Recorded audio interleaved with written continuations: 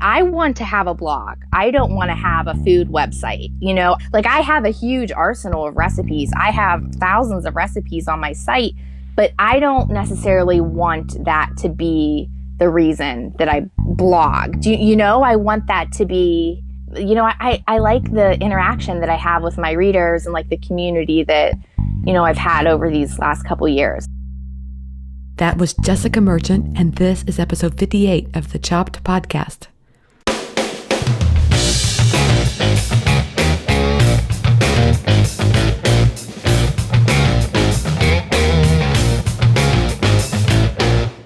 Hey everyone, I'm Marley of the blog Namely Marley. Thanks for joining me today for the 58th episode of the Chopped Podcast. You know, this is the podcast designed for people just like you, bloggers who love food. Each week, my goal is to share with you interviews, thoughts, stories, everything related to food blogging so we can all learn together about what works with food blogging and maybe even a little bit about what doesn't. Today, I'm talking to Jessica Merchant of the site How Sweet Eats, and I can't wait to tell you more about that. But first, I want to take a little step back and tell you this was a crazy week for me. I just got back from the International Association of Culinary Professionals Conference in Los Angeles. I met so many amazing people there, including several food bloggers. I was also lucky to find two amazing roommates to share a room with, one of which was Heather McCurdy of the site Real, The Kitchen and Beyond, and also Ashley Prisbrey, who has been a guest on this podcast talking about building your YouTube channel. So if you haven't listened to that episode, go back and take a listen. Ashley is the real deal online and in person too. I love meeting people like that. Okay, IACP was a great conference, and I have to give you a confession. It was so encouraging to me as a blogger because it was a very professionally focused conference. So let me explain. I know you guys have heard me talk about this in past episodes. I have attended food blogging conferences, and it felt like I've walked right back into high school where clicks rule the day. Have you been there? Has it been that same experience for you? Is it just me? I just don't know. But I have talked to other bloggers and I've heard the same thing from them too, so I don't think it's just me. But anyway, I come from a corporate background and I used to work in healthcare, and I would attend, and I not only attended, but I would participate in running conferences. And this was the kind of expectation I have about conferences. They're very professional. When I started attending food blogging conferences, I was surprised and, to be honest, quite a bit disappointed that there wasn't that same feel as far as the way that the conference felt as far as an attendee. Just didn't really match up to what I had been expecting. It's one of the reasons I started Chopped Conference. It's a place for food bloggers to get together in a professional, collaborative, and still very fun environment. So it's hard to get that right mix together, but I think Chopped Conference has been able to pull that off, and that makes me really happy. Okay, I'll talk more about Chopped in just a moment, but first, let me tell you about today's guest. It's Jessica Merchant. She is the mastermind behind the site How Sweet Eats. I'm sure you've heard of her because she's got a wildly popular food blog, and she's been at it for a very long time, since 2009. Back in the day, she used to publish 5 to 6 posts a week, and now that she has a baby, she's cut back to 4 posts a week. I say that with a smile and a wink because, we all know that 4 quality posts a week is still a lot. As Jessica says, she's a wildly passionate person, and when she throws herself into something, she's all over it. So if you've been at this for a while, you will find something of inspiration in today's interview. But even if you're new at food blogging, Jessica shares a lot of tips for how she got started and the things that she recommends to new bloggers today. Let me just say this. Jessica is one of those authentic souls that I love talking to. You all know by now that I really admire that in a person. Authenticity is something I'm very intrigued by, still to this day. And people like that just speak very honestly from their hearts. And that's what I feel from Jessica. It's just a great way of being. And here's some really exciting news I have to share with you. If you can't tell, I've got this huge smile on my face because I'm really pleased to announce that Jessica Merchant is going to be speaking at this year's Chopped Conference. I'm so excited to announce this because I know you're going to want to come see her in person. She's not one of those people that speaks at a ton of conferences, so the opportunity to see her is not always as common, and that makes it even more exciting. You can go today and purchase your ticket at choppedpodcast.com. Click on the register button to buy your ticket. I have more information to share with you about the conference soon, including information about speakers and sponsors. I can't wait to tell you more about it. We'll have more information coming for you soon. So let's get right to it. Today's intro shout out is to Kita of Pass the Sushi, who said she was listening to the Chopped podcast recently while working out at the gym. Woot woot. Okay, that woot woot was hers, although I could have said it too because, working out is really awesome. So in fact, I think I will say it. Woot woot to you, Kita. You rock. Okay, everyone, in honor of Kita, love your name, by the way, Kita. Everybody get out your spandex, put on your earbuds, and let's talk about all things food blogging and so much more. Hey everyone, I'm happy to have Jessica Merchant of the site How Sweet Eats on the show today. Jessica, welcome to the Chopped podcast. Hi, thank you so much. I'm so happy to be here. Well, I'm really happy that you're here. I've got lots to talk with you about, including a little bit about James Taylor, but also just, Yes. how you keep the flame of passion burning for your site for all these years. I'm just really excited about it all. That's great. I am too. Good. But first, I thought what I'd really love to do is if you could just kind of give a description of why it is you started your blog. Yeah. So I found myself stuck in a job that I swore I would never be in, which was truly just sitting behind a desk, not in a cubicle, but it might as well have been a cubicle for as long as I could remember, probably from the age of like 7, 8, 9 years old. I knew that I didn't ever want to have, that desk job, any type of like corporate job. And that's pretty much what I found myself in. And the position wasn't what it was promised to be, and I found myself like on the internet a lot with a lot of time to do nothing. And I was not a blog reader at the time. I didn't really know what they were, or I didn't know they existed. But I think I came across I don't even know. I think maybe I came across one or two. Maybe I came across like the Pioneer Woman or something, and I really wanted to start a lifestyle blog. And that was my intention. And that's kind of where my name, How Sweet It Is, came from, which, may have been a poor business decision back in 2009. But I was like, oh, I'll take a lyric from my favorite James Taylor song. And because I wanted it to be lifestyle. But, I'm sure lifestyle blogs existed at the time. But I mean, I had no idea what I was doing. I didn't have any photography skills. And my lifestyle included sitting behind a desk, and my husband would get home even later than I would. So I tried I love to write, and especially just writing to friends, almost like a pen pal type thing. So I just decided then, well, maybe I'll just blog about what I make for dinner, because I also love to cook, and we were newly married. So I would just, decided to kind of blog about that. And I really was enjoying it. And it was something, since I would create the content when I wasn't working, AKA, making dinner, I could write about it during the day at work, even though they didn't know I was doing that. But, I didn't have anything else to do there. So that's kind of how it came about. Yeah. I'm just curious how the 7 or 8-year-old decided that she didn't want to work at an office. Well, so do you know what it was? No. I always wanted to write, and I still do. I always wanted to be an author. I've loved to read from the time, for as long as I could remember. I have been an avid reader of fiction. I like to read the occasional nonfiction, but I'm a huge women's fiction reader, and I've done that since I was a young girl. And if you look in my yearbooks when I was a kid, they asked you oh, where do you see yourself in 10 years? Where do you, what do you want to be when you grow up? That was always my answer, is being some sort of a writer. Yes. So it definitely, I wasn't interested in being a journalist or, writing. I always say in writing any literary work of art, but it's, just writing. That was my strongest subject in school, and that's just what I love to do. So I think that's where that came from, where it was, I will never be stuck in an office, yes. from a very early age.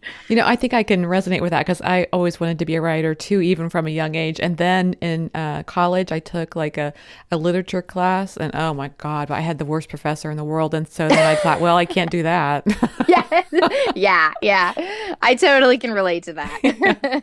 So do you have a favorite author?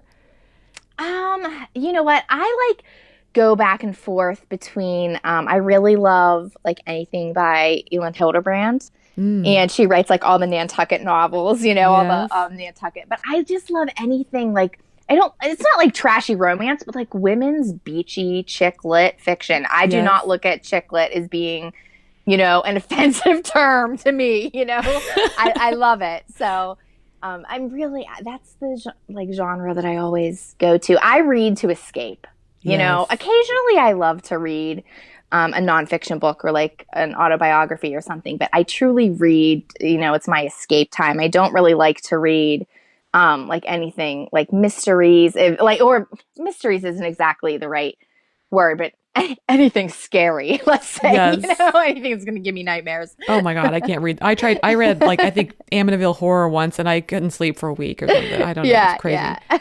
yeah. Yeah, I like a book, and I'm in a book reading club. And in fact, we kind of joke about some books have they put a bow on the end of it, and it's like not like literally, but Yes, sometimes the yes. endings are too put together nicely, and that's not fun either. You got to find the right I mix. totally agree. Right, I totally agree with that. Yes. I think we could talk books for a while, but I think we should probably get back to blogging. Huh? So Probably. you were cooking in the kitchen, and that kind of inspired you to start your blog because plus the writing. But had you always been interested in cooking? Yeah, I always enjoyed cooking, but I grew up in a family where my mom cooked dinner every single night. Both of my grandmothers cooked. My my dad's mother wasn't exactly a great cook, but she still cooked. My mother's mother was more of a baker, and so she didn't there weren't many dishes that she made that were memorable cooking wise for me, but she loved to bake and was an excellent baker. And she was the type that baked pies and cakes from scratch without a recipe. Before Wow. before she passed away, my mom would be like, "You need to go over there and just watch her and take down every single note that she does while baking." So I just always grew up around it. We rarely ate out. I have two brothers, so there were five of us, and Oh my. my mom always had dinner on the table. So I was just interested in it, but my mom was definitely a safe cook, and she still, even to this day, cooks a lot of the same things. They're delicious, Yeah. but it's a lot of the same stuff that's kind of where I feel like my millennial brain was like, oh, I'm going to take this recipe and change it up because, I get so bored. So I'm going to make Yes. some changes and see what I can do. So that's kind of where I think it came from. Oh, that's really cool. So how about your food photography skills? Is that something that, you came in doing this and you had it all worked out, or did you have to kind of grow that over time? Oh, heavens no. I do not like photography. I will be the first to say it. It is my least favorite part of the process. Really? Oh, absolutely. You're so good at it. Oh, thank you so much. But it's very difficult for me. It's very hard for me. I feel like I don't have a natural, creative eye. It takes me a very long time to style something. And a lot of times I don't even like the end result. But it doesn't come naturally to me. And I don't find it easy to be behind the camera. But I knew, when I first started, my photos were yellow and this thumbnail sized. They were horrific. They were taken at 7:30 at night, Yeah. during the week. But I learned, probably within a year, I bought my first DSLR camera, and I knew that I had to step it up in order, to go anywhere with my blog. Yeah. So I don't know. I read my manual to my camera, and I started photographing in natural light. And to this day, I still only use natural light. I don't use any lighting. I don't use a tripod. I just kind of wing it because I don't love it. It's difficult for me. Well, you have somehow managed to work around that because you've got beautiful shots on your site. Thank you. Thank you so much. That's really cool. Sometimes it's something you don't like or whatever, but you find a way to work around it. That's what you got to do, right? Yeah. It's part of the job. So Yeah. you got to do it. So has there been anything about food blogging that's been surprising to you that you just really love?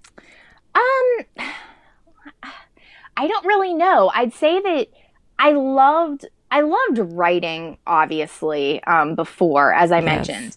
And I do typically write. I almost write my blog as if it's like a daily journal. It isn't. I'm posting recipes, Yeah. but I don't necessarily always write about the recipe. I kind of do write in, a conversational tone to Yes. my readers. And I think that it's just probably different than what I thought that a blog was back then. But I also think the landscape of blogging in general is changing. Right. It's changing every year. Mhm. So I think for me personally, something that's surprising right now is that I want to have a blog. I don't want to have a food website. I don't want to have I have a huge arsenal of recipes. I have thousands of recipes on my site, but I don't necessarily want that to be the reason that I blog. I want that to be, I like the interaction that I have with my readers and like the community that, I've had over these last couple years. So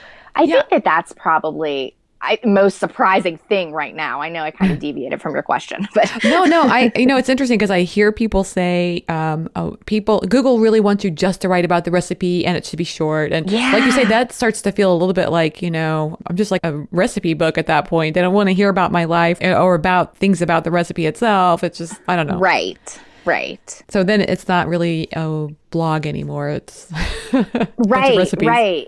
And I think I gained my readership and like made connections with readers on my blog through being more open and personal, as opposed. Yes, exactly. I love that. Okay. So before we go on to everything else, I've got a lot of questions for you.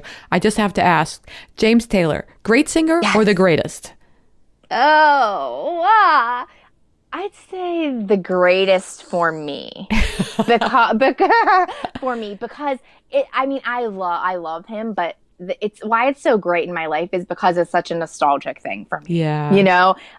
It's so, like my parent, like I grew up and we would listen to my parents were listening to it from the time I was probably born. So the greatest for me for that reason. I'm like cheating on all of your questions. I'm sorry. That's okay. It's a good answer. And I just, I love James Taylor too. So when I saw that on your site, I'm like, I like this woman.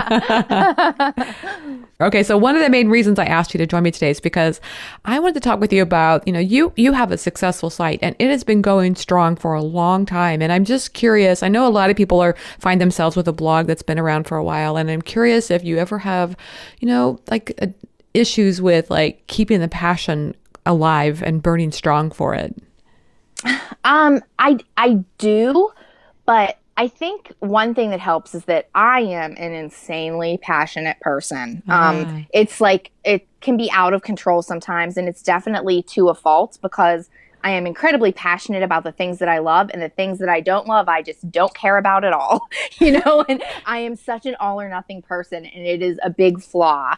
But I recently struggled with, keeping that passion because I had a child, and it was a huge change to my life. And I knew that I was going to love my child. I wanted to have a baby. I knew that I was going to love my baby. But it was still, overwhelming when I had him over, I put, my heart and soul and everything. My blog was my baby. It was, I built it from nothing. And so I think that, the last year, I'm telling people right now, I don't even remember the year of 2015. I know, but to me, it was important to keep going. One, because I think that it helps when I'm the type of person that if I take long breaks from something, I like get out of the mode, I'm like out of the zone.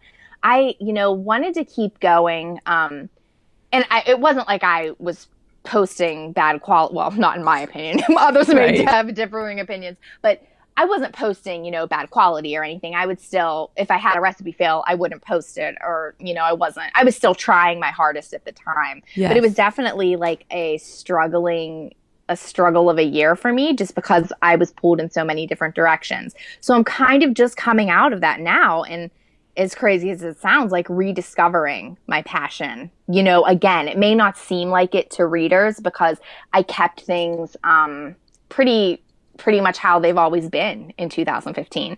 But now that like we're into 2016 and I'm kind of like finding a groove again, I don't know.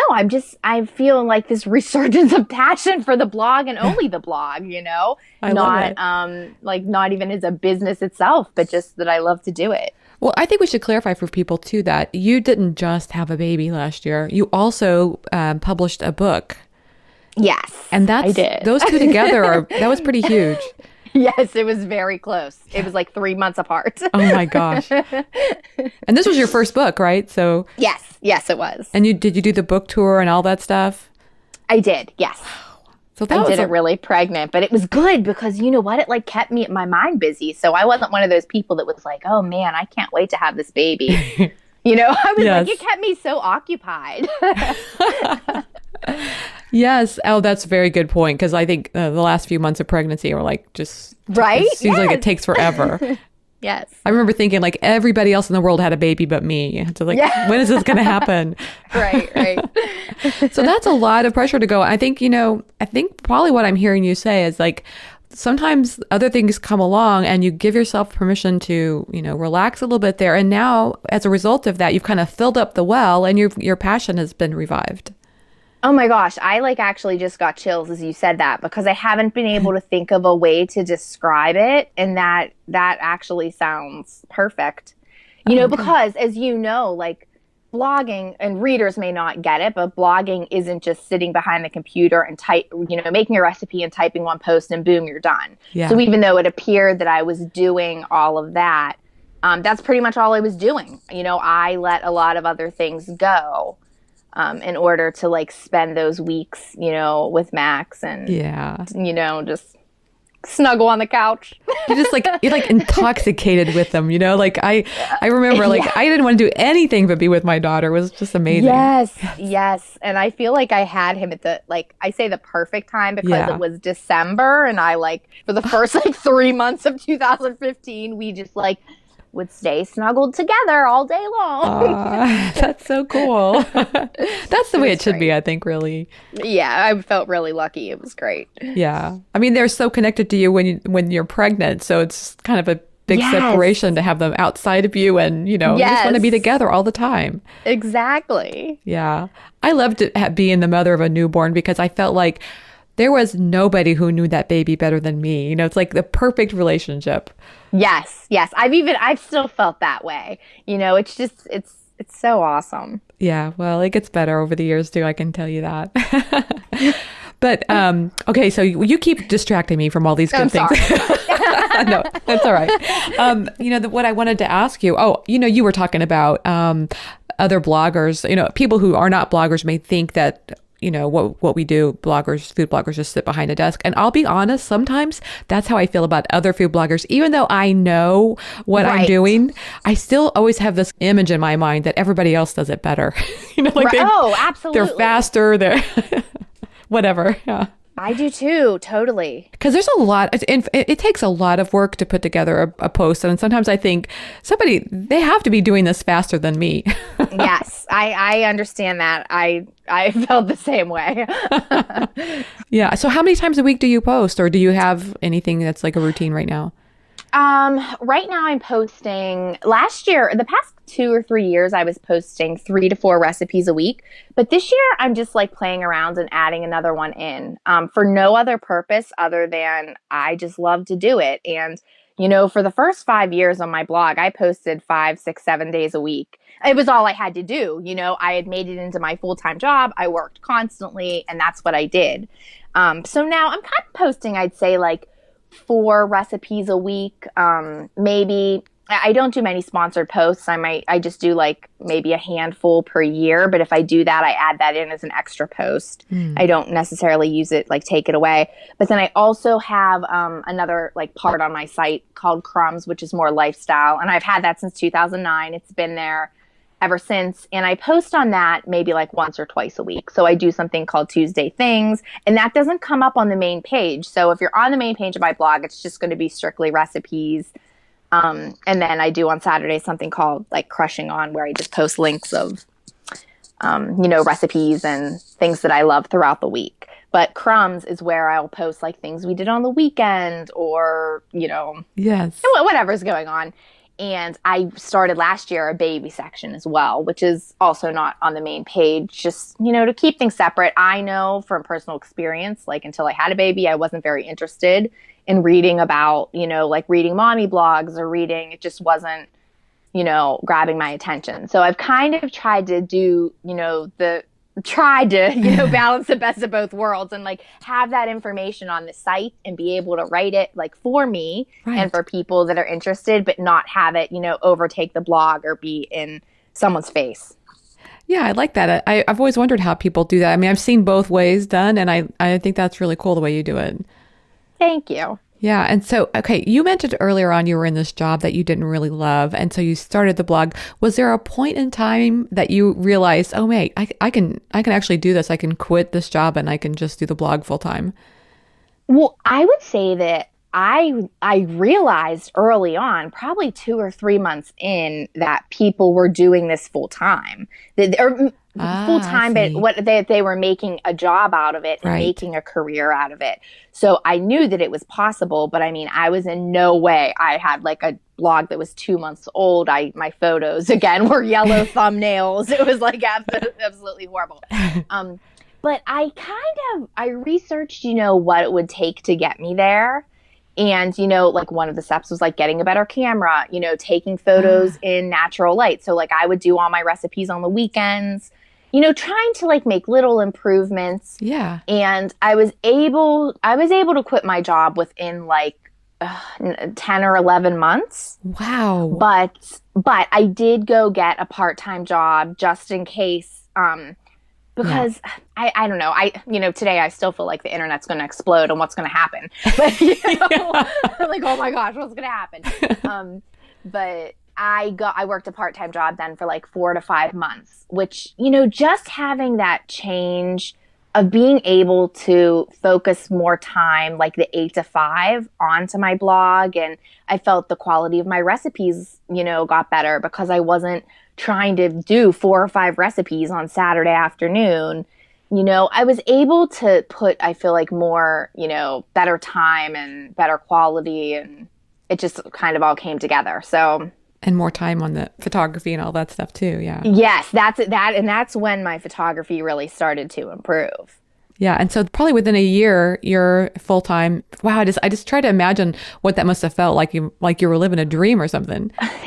I mean, I was, and it was incredible, and it was amazing, and I was so happy. It was also a time when, Pinterest didn't exist. Ah, right. Instagram didn't exist. None of that existed. So to get to a certain level, I felt like it really, I don't know. I look back now and I'm like, oh my gosh, I can't believe that I did that so quickly, Yeah. because, those things didn't exist.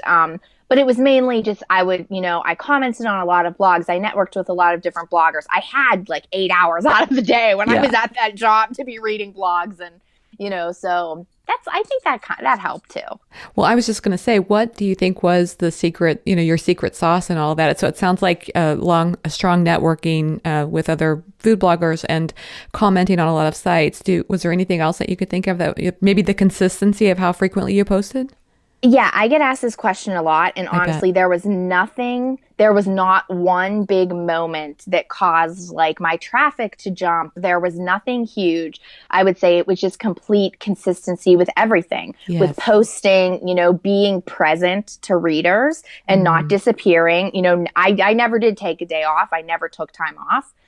Just, being there, and, so they remember you, talking, networking with people on Twitter and Facebook, which I don't even think fan pages existed back then. I know that's so weird on It Facebook is. to think now, but definitely commenting on other blogs, and just, yeah, it was it was like the perfect blend of all of those things kind of helped me. Yeah, and I think also there was a little bit less competition then too. I mean, it was probably easier to stand out once you got your photography locked in. Today it seems like if you were a Yes. new blogger starting out, there's just so many food blogs out there. It's crazy. Oh, I know. I mean, I felt like I started late, and that was in 2009. So I mean, to start today, I feel like I would never have made it if I started today, because if you're going to start a blog today, my first thing that I tell people is like, you have to have like basically excellent photography. Yeah. You have to have like an incredibly well-designed site that people want to stay on if they land on it. And I almost think you have to have like a backlog of content. I wouldn't like, I published one blog post and boom, I had a blog, and I went from there every Yeah. day and published something. But if I was going to start a new site tomorrow, I'd probably have like 30 days worth of content, something that got people invested early on. Yeah, so that they're not just coming, landing and leaving. Yes. Oh, that's really great advice. I love that. So let's talk for a second about social media because I'm curious. Like you say, Pinterest wasn't even around in those days. When Pinterest started, did you just jump in on that at full gusto? I think that I got in on Pinterest fairly early. It was still I did like too. invitation only. I Yeah. mean, it's not, yeah. I don't even know when that changed. I think I had some friend that got me in. Yes. She had to invite me. I couldn't get in Yes, otherwise. yes, I had a food blogger, I think, invite me. Yes. And but I wasn't even using it for my blog. I was just using it for like fashion. Me and, too. Like, Yes. yeah, I was like, this is really cool. There hasn't, Pinterest isn't even a huge refer to my site today, which I know might sound crazy because I know it's the biggest for most people. But social media, it's always played a role. But I think that, again, it's just been a consistent thing for me. There hasn't been one thing that's really like stuck out. Oh, that's good to know. And back then, I'd say back then, commenting on blogs and interacting with bloggers was bigger than anything else was. Really? Because that got you out there. It probably got people were noticing who you were and they were coming to your site as a result. That was probably a big strategy. I think it helped. Oh, that's really cool. Well, the only thing I want to say though is maybe because you do Pinterest because of that and not from the perspective of trying to get traffic, your Pinterest feed is just amazing. Oh, thank you so much. I highly recommend anybody who's listening, they should go to your feed and just follow it. Thank you.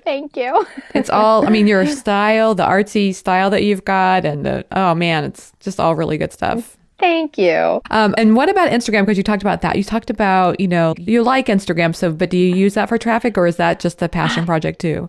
So I absolutely love Instagram, but to be perfectly honest, in the last like 6 months, I'm really discouraged by Instagram.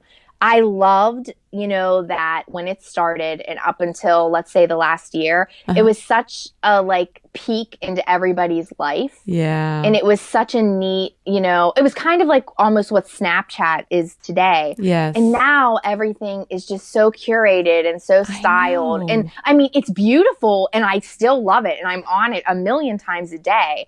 But it is more frustrating because it's like now I think people that follow me, they just want to see food. Yes. So, if I'm like if I post a picture of Max, they're like, oh, unfollow, Yes. It's very much like, I know that there's been those studies done that like Instagram followers like consistency and they want the feeds to look the same and they want the same type of content.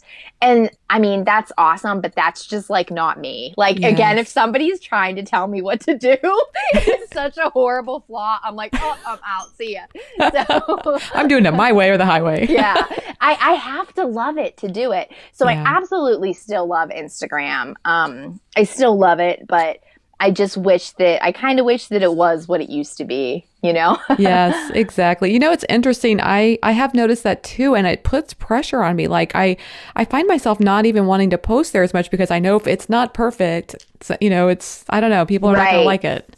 Right. And I don't really like posting the things on my blog. I hate posting them to Instagram and being like, oh, this is on the site today. But everybody does it. And, people expect it and people are talking about it in the comments on my Instagram. So then I go ahead and do it. And I'm like, I truly believe that Instagram is almost like an extension, but a separate part of your blog. And you need to have like original content for Instagram.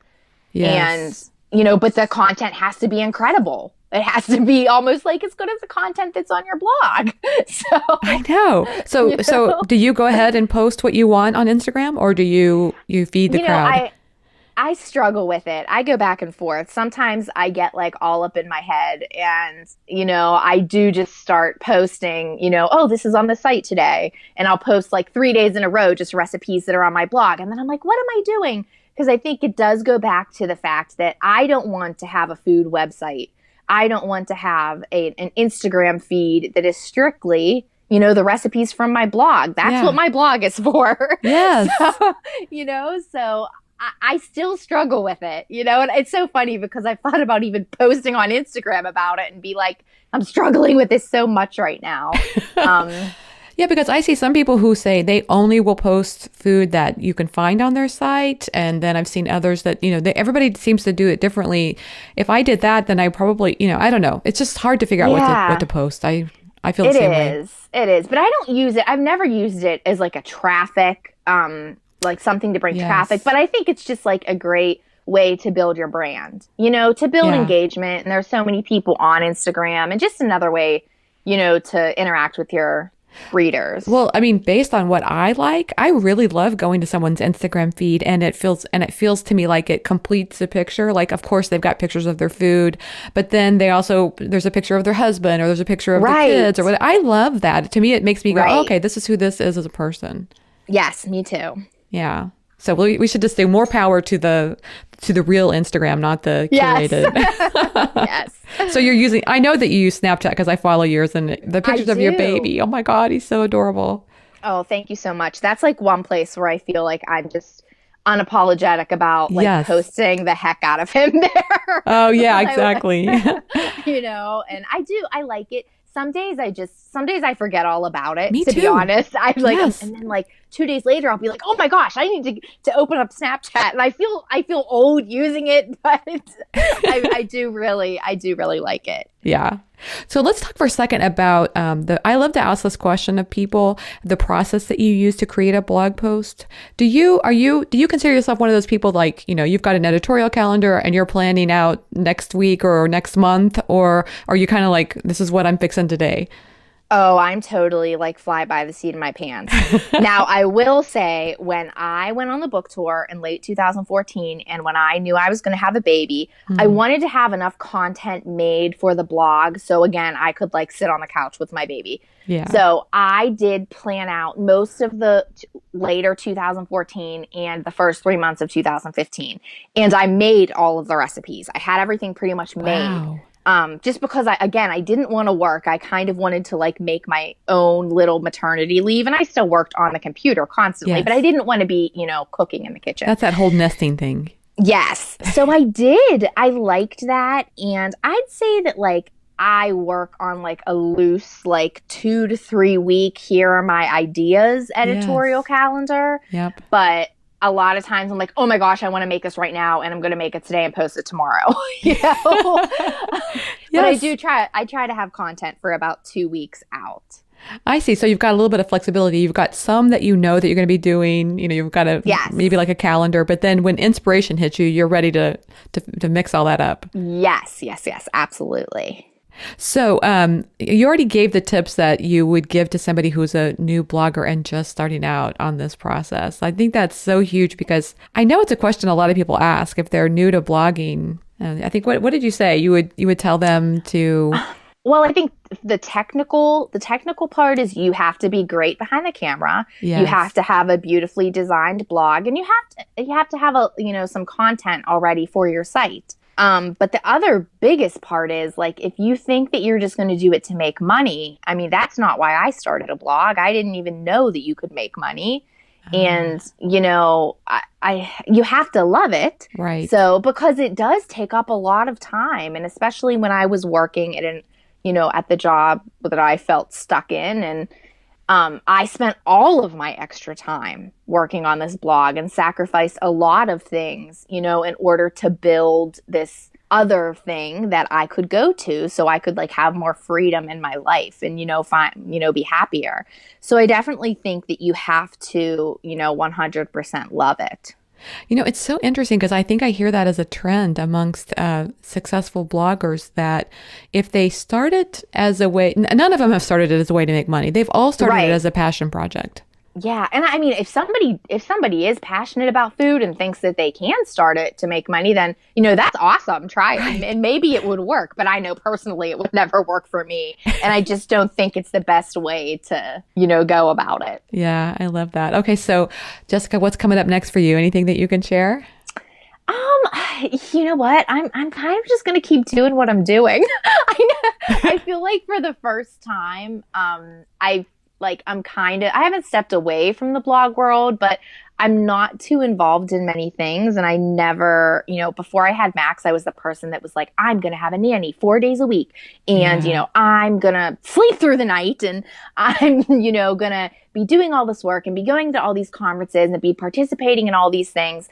And honestly, since I've had him, I've turned like everything down because I just want to be with him, And so I'm grateful that like I've built this, that I can do that.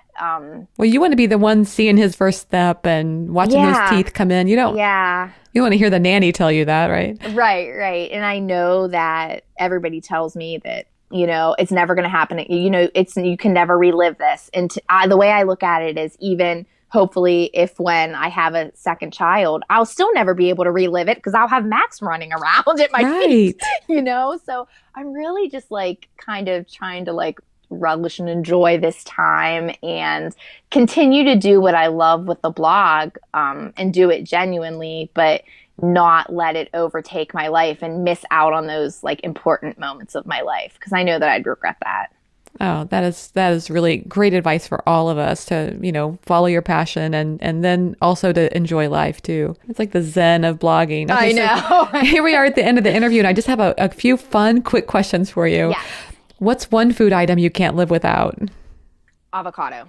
Avocado. Oh, that's a good one. Now, how do you do? Do you like just mash it and put it on a piece of bread, or what? How do you? I'm definitely an avocado toast girl. I mean, probably most people would think that I'd say bacon for this answer, and I would, but I don't eat bacon every single day of my life, But I do truly try to eat avocado, whether it's like on toast or in a sandwich or with eggs or, every day. I love it. It is so multi-purpose. It's just amazing. It is. It's wonderful. You can bake with it. You can, Yeah, it's so good. I mean, for the longest time, I could not even handle the look of it because it's green. But, once I tried it, finally,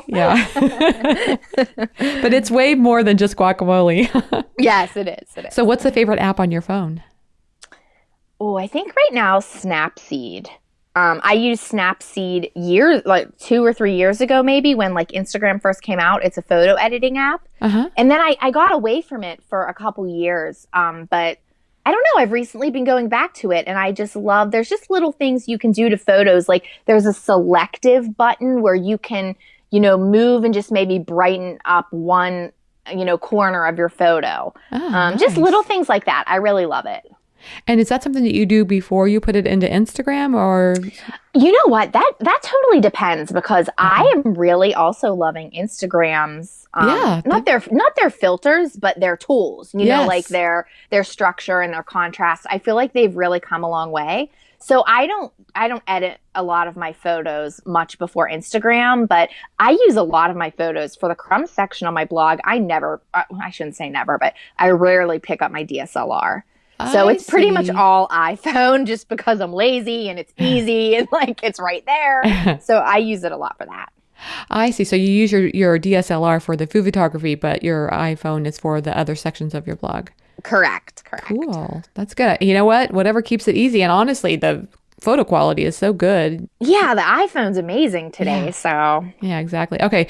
Do you have any time for TV at all? And if so, what's your favorite show? Oh, I love TV. I talk about it on my Tuesday things all the time. But I will say I use it as background when I'm editing photos and stuff like that. It's rare that I get to like sit down and watch a show. Yeah. But right now, the TV show that I'm loving, it's new on Showtime, and it's called Billions. It's so good. Billions? I don't think I've heard of Billions. This one. Oh, it's so good. It's about Wall Street and a bunch of stuff I don't understand, but I love it. Oh, cool. I'll have to check that one out. Sounds very good. Awesome. So how can people find you online? You can find me on Instagram, Snapchat, Pinterest, and Facebook at How Sweet Eats. And then on Twitter, I'm How Sweet Blog, because that was a bad business decision, back in 2009. Yes. So it's a little different than How Sweet Blog. And then once you figured it out, it was too late to change it, right? Yes. Jessica, thanks so much for taking the time to talk with me today. I had a great time. Thank you so much. I had a great time as well. Thanks to Jessica Merchant for being my guest on today's episode of the Chopped Podcast. Next week, listen in as I talk with Katie Farrell of the site The Dashing Dish about the unique way she monetized her blog. I think you'll really love hearing about the membership site she developed and its success and how she achieved that. Be sure to go to choppedpodcast.com to buy your ticket to the Chopped Conference, learn more about today's show, and you can also sign up for our newsletter so you can get the latest tips about food blogging. I hope you loved today's episode. I know we loved putting it together for you. There are several ways you can support the Chopped Podcast. You can leave reviews on iTunes or Stitcher. You can share it on social media with your friends, and you can share it on your own blog or podcast. All of these things make a huge difference, and it means a lot. You inspire me, so I hope today's show was helpful and inspirational to you as well. Thanks for listening, and have a great week.